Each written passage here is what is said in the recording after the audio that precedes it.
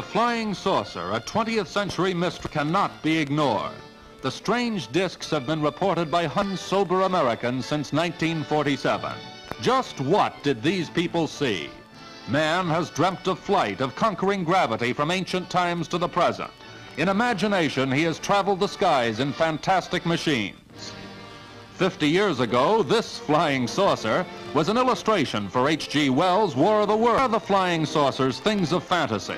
Some say they're natural objects, meteors or bright stars, transformed by imagination into discs of mystery. Others say the saucers are weather balloons, common enough in the sky and easily mistaken for a disc. These theories were checked when the armed forces investigated the flying saucers. Admiral Calvin Bolster of the Navy's Bureau of Aeronautics gives his conclusion. These balloons might explain isolated cases of circular-shaped, unidentified objects flying at altitudes, extreme altitudes that have been reported.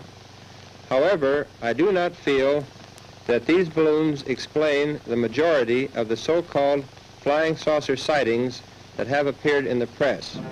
People saw something not a balloon, not a meteor, not a hallucination. Reliable witnesses have cited them over nearly every major city, along our air lanes, over secret research areas. In True magazine, Commander Robert McLaughlin, a Navy guided missiles expert, told of flying saucers detected by radar over White Sands, New Mexico. Scientists were tracking a rocket, suddenly detected a saucer at 56 miles altitude.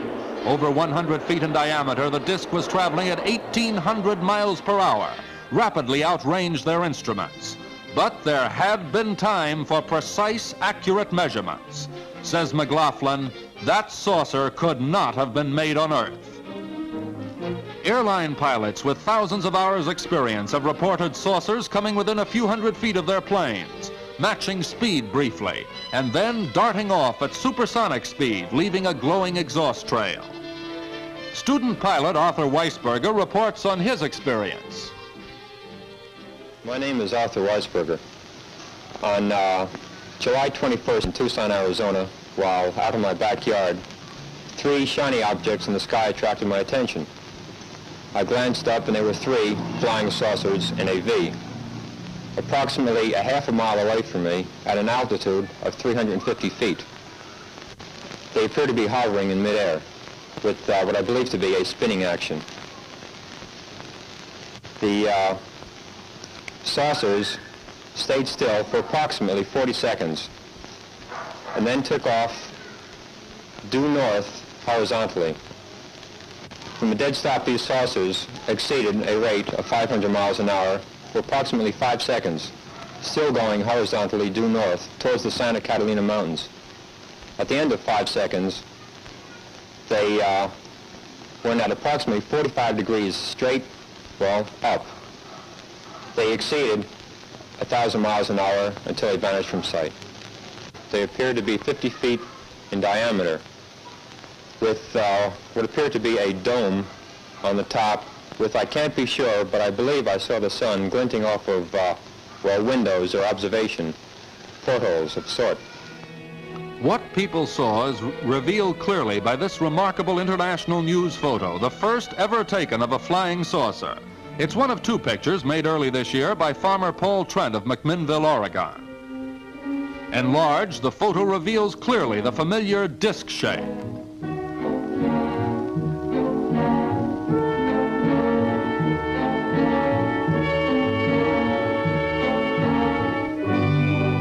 Trent was able to snap only 2 photos of the saucer. He estimates the size at about 20 or 30 feet. Says that from a near hovering position when first seen, it accelerated rapidly and vanished from sight in no time at all. Note the control tower in the center, referred to by Weisberger. This enlargement shows it to be vertical compared with the saucer's angle of flight.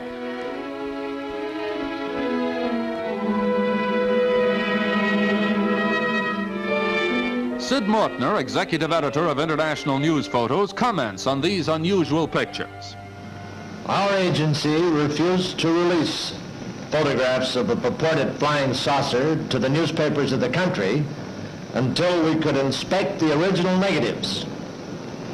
We now have the negatives in hand, and I can vouch for the fact that they have not been retouched or faked in any way, and that they are indeed actual photographs of a so-called flying saucer. Latest evidence in the saucer mystery are these exclusive motion picture films from Louisville, Kentucky, the first scenes ever made of a flying saucer.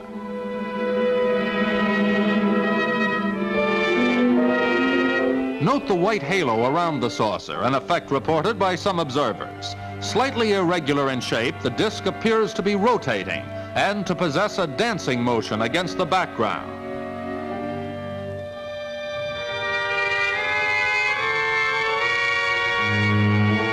A staff cameraman of TV station WHAS was on routine assignment when he heard a loud whooshing sound overhead. Looking up, he saw the saucer hovering in the sky. After 2 minutes, the disc accelerated and vanished directly upwards. An investigation revealed no weather balloons aloft at the time.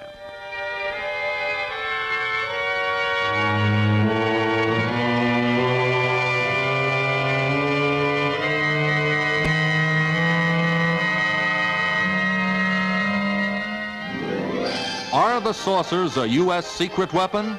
This is officially denied. Here, Admiral Bolster speaks for the Navy. In my position in the Research and Development Organization of the Bureau of Aeronautics and of the Navy Department, I am thoroughly familiar with both our aircraft and our guided missiles programs and can state without reservation that the Navy has no saucer-shaped aircraft or missile in any of these programs. Many authoritative sources, including U.S. News and World Report, have declared otherwise. These sources say the discs are jet craft developed from an experimental Navy fighter of 1945. But only one model of this plane ever flew, says the Navy. Some experts point out that only 30 years ago, rocket development was in this crude state.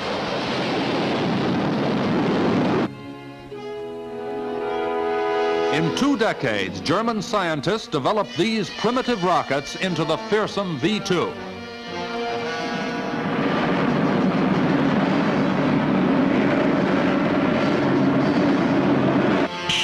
No major improvement on the V-2 has been made public since the war, despite intensive research by U.S. engineers in cooperation with German rocket specialists. Are the saucers the secret descendants of the V-2?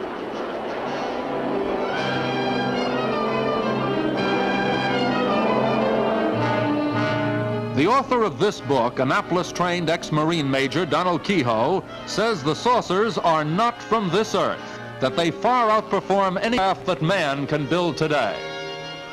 After a 1 year's investigation, I believe that the flying saucers seen by veteran airline and Air Force pilots are objects from another planet.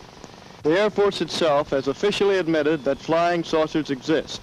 This statement appears in Project Saucer Case number 75. Not only that, the Air Force has officially analyzed the motives of possible visitors from space. Here is a direct quotation from the official report. Such a civilization might observe that on Earth we now have atomic bombs and are fast developing rockets. In the past history of mankind, they should be alarmed. We should therefore expect at this time above all to behold such visitations. Agreeing with Kehoe is Commander McLaughlin. From his observations, we the people constructed this model of a flying saucer as it might appear in interplanetary space.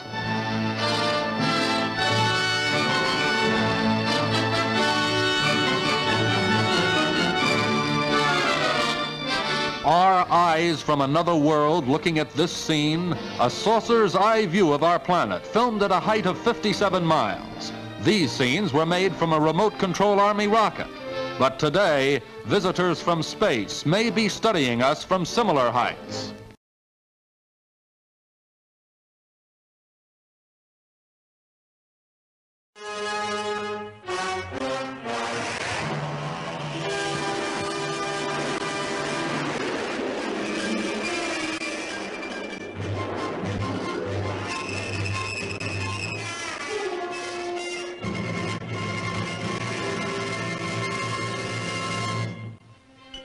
From out of nowhere, the flying saucer mystery is with us. What is the flying saucer? What do people see and sometimes photograph? What's behind the daily reports of aerial phenomena in the nation's press? After more than 5 years of study, there is still no agreement, even among the experts. We can say that the recent sightings are in no way connected with any secret development by any agency of the United States. With all due respect to the Air Force, I believe that some of them will prove to be of interplanetary origin.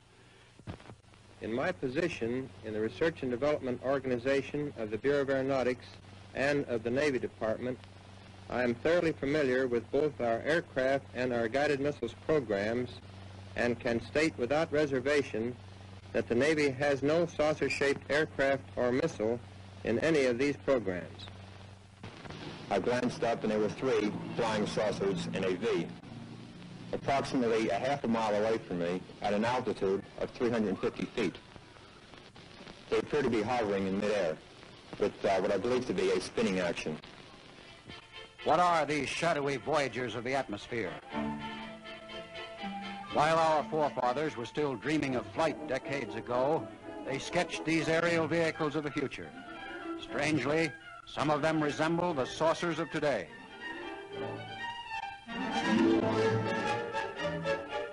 When we went to work to make reality out of these dreams, we fashioned crude rocket-propelled devices such as these. While unsuccessful in themselves, they proved to be our first fumbling efforts to master the techniques of jet and rocket propulsion. If the flying saucers are of this earth, this may be how they were born, with their later growth and maturity cloaked in official secrecy. When the smoke of the war blew away in 1945, we found ourselves suddenly arrived in the age of rocket propulsion. However, since then, the lid has been on. Other than announcements of ever-increasing altitudes reached by the rockets, we have had no reports, though we know millions are being spent on them. To our knowledge, the engines in the B-47 are the most powerful in use today. Yet the announced speed of this airplane is only 600 miles per hour, a mere fraction of the velocity of the discs. Only if radically new aerodynamics are in use could the discs be powered by jet engines of today. This is a Thunderjet executing a loop, hazardous in a jet plane because of the centrifugal force the pilot must withstand during the pullout. Yet characteristic of the saucers is their fantastic maneuverability. Discs, moving at many times the speed of sound, suddenly reverse direction. Flight surgeons say any human pilot attempting this would perish instantly.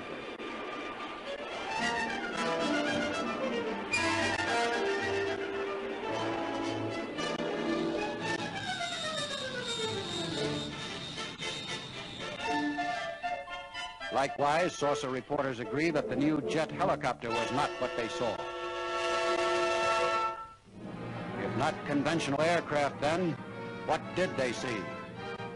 They appear to be 50 feet in diameter with what appeared to be a dome on the top with, I can't be sure, but I believe I saw the sun glinting off of, windows or observation portholes of sort. Is this what Weisberger saw? This disc was photographed by an Oregon farmer as it hovered low over his field. Experts say these are actual photographs of a flying saucer. The farmer cited the same spinning action and estimated the diameter of the disc at 20 to 30 feet.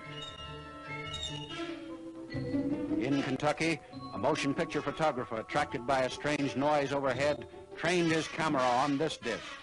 Here the wobbling motion mentioned in so many reports is clearly seen. A Coast Guard photographer snapped this phenomena when it appeared briefly over Salem, Massachusetts. The incandescence seen here was bright enough to stand out in broad daylight. What may have been the same phenomena was photographed at night by August Roberts, who has this to say about it. What do you think it was? I think it was from outer space, but friendly. Like many of the saucer reports, the latest and most credible received comes not from America, but from behind the Iron Curtain. Seen on the ground by the refugee mayor of a small East German town, its crew was startled by the screams of the mayor's daughter. The first eyewitness report of a supposed Soviet guided missile tells of a saucer-shaped object. The moment the crew disappeared in the cylinder, the disc rose with a humming noise until the thing was standing on the cylinder like a big mushroom. Then, he said, the disc began rotating. Red, blue, and green flames spurted out from the holes in it. He thinks they were for jet propulsion, these holes. He saw the thing rise straight up from the ground and move off parallel with the ground once it had gained height. It moved faster, he said, than any fighter plane he had seen, and it made a terrible roaring noise. From such reports as these arise many theories to explain the discs. Undismayed by the attacks of True magazine, Frank Scully, author of a book, Behind the Flying Saucers, offers his views. Now, of course, to assume that there's no intelligence equal to ours anywhere else in the universe is to belittle the universe, because we don't show much intelligence, obviously. But the likelihood of other planets elsewhere in other planetary systems, in other universes, of having not only what we got, but lots more, since the planets might be older, their intelligences could be much more mature, more advanced. They could have even passed through an atomic age long ago. Or they could have been souls that never were fouled up like our Adam and Eve and never went through all this. And if they are perfect souls elsewhere, the thing is, they are not killable. They're immortal already. So the idea of the Air Force telling them to shoot them down is idiotic. Next, a more conventional theory is advanced by physicist Noel Scott. The expression flying saucers is a catch-all term for unusual lights appearing in the sky. It is possible that some of these lights are caused by masses of electrically charged particles of air. Electrified air can assume many different colors, such as yellow, red, pink, orange, green, and blue. This experiment demonstrates that charged masses of air can be made to move in formation, change course, change brightness, appear, disappear, and reappear. These electrified masses of air produce no sound but can be detected by radar.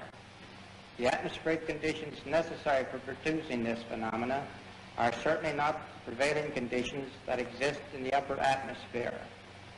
However, it is not altogether improbable that there may be occasional local conditions responsible for this glow, which might be interpreted as flying saucers.